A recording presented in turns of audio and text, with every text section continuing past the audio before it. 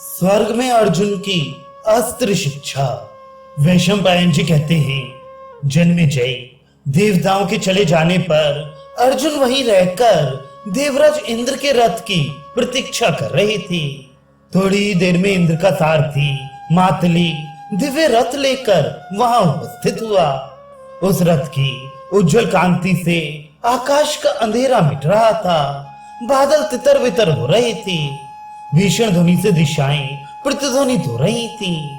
उसकी कांति दिव्य थी।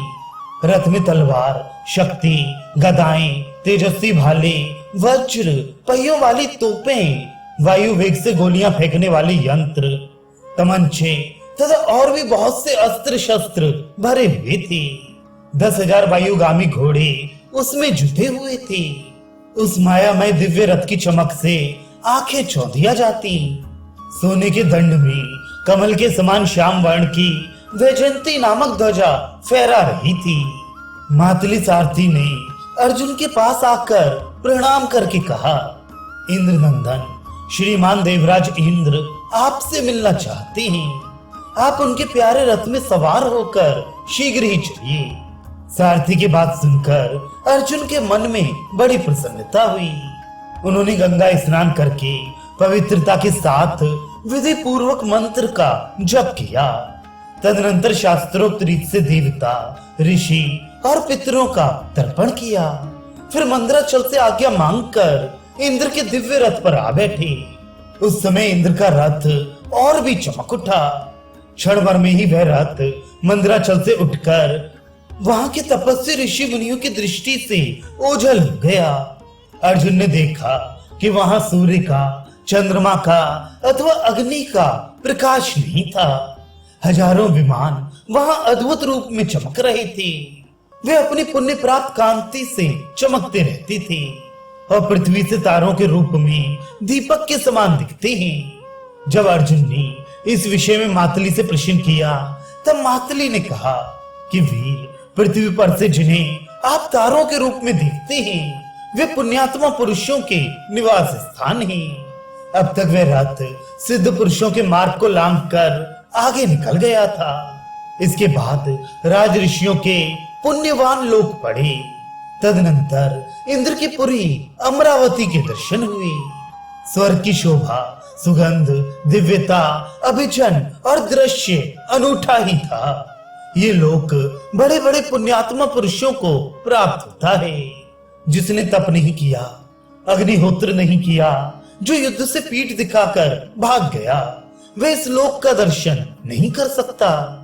जो यज्ञ नहीं करते, व्रत नहीं करते, वेद मंत्र नहीं जानते, तीर्थों में स्नान नहीं करते, यज्ञ और दानों से बचे रहते हैं, यज्ञ में विघ्न डालते रहते हैं, क्षुद्र हैं, शराबी, गुरु स्त्रीगामी, मांस भोजी और दुरात्मा हैं, उन्हें किसी प्रकार स्वर्ग का दर्शन नहीं हो सकता।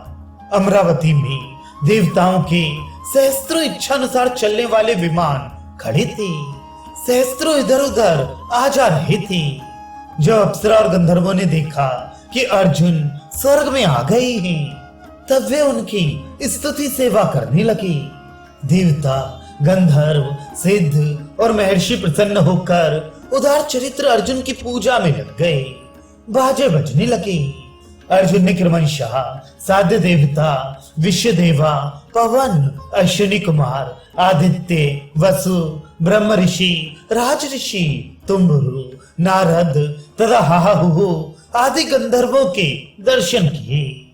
वे अर्जुन का स्वागत करने के लिए ही बैठे हुए थे।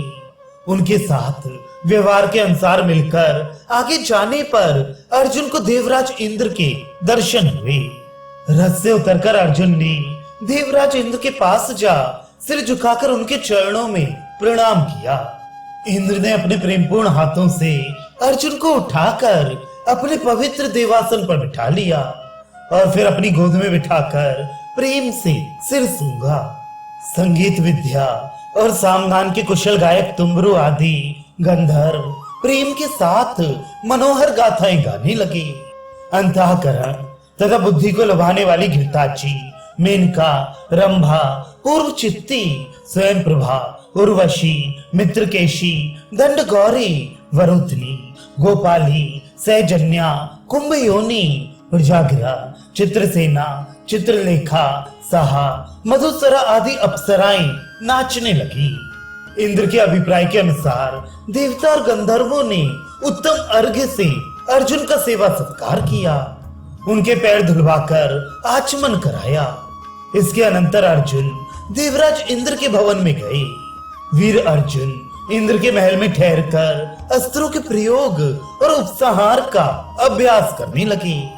वे इंद्र के प्रिय और शत्रुघाती वज्र का भी अभ्यास करने लगे।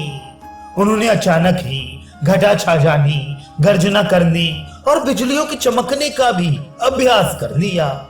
समस्त अस्त्र शस्त्र का ज्ञान प्राप्त करने के अनंतर अर्जुन अपने वनवासी भाइयों का स्मरण करके स्वर्ग से मृत्यु लोक में आना चाहते थे, परंतु इंद्र की आज्ञा से वे 5 वर्ष तक स्वर्ग में ही रहे।